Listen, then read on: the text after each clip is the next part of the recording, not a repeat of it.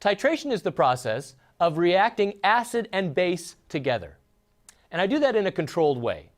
So I can take an acid solution and add base.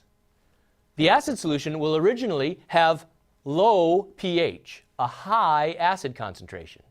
As you add base, that base will react with the acid and lower that acid concentration.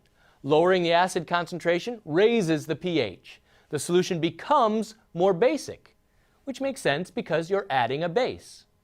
Eventually, you'll use up all the acid that's there, and if you continue to add base, then that base will dominate the pH, and you'll have a basic solution.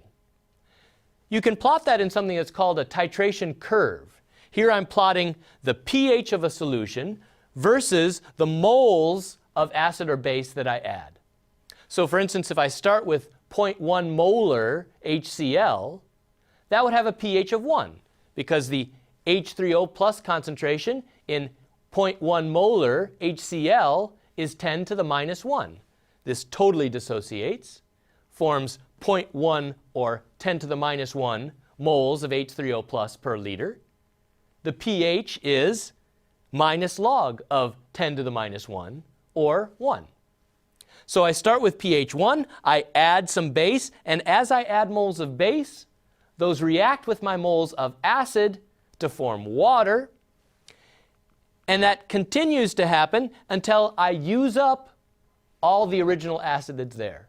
When I've added 1 mole of base for every mole of acid in my original solution, I've used up all my acid and I've used up all the base that I've added. They've all completely reacted together.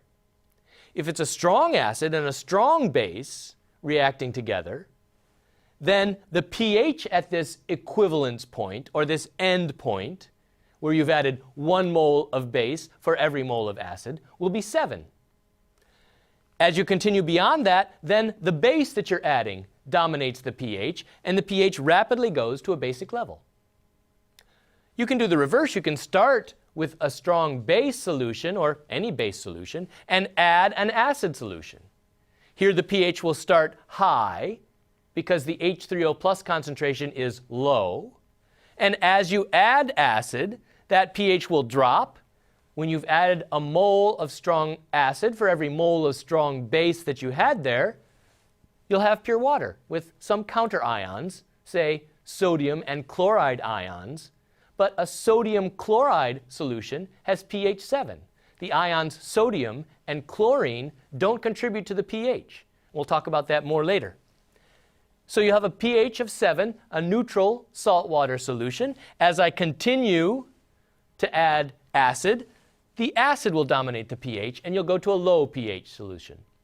So this is a strong acid or strong base titration.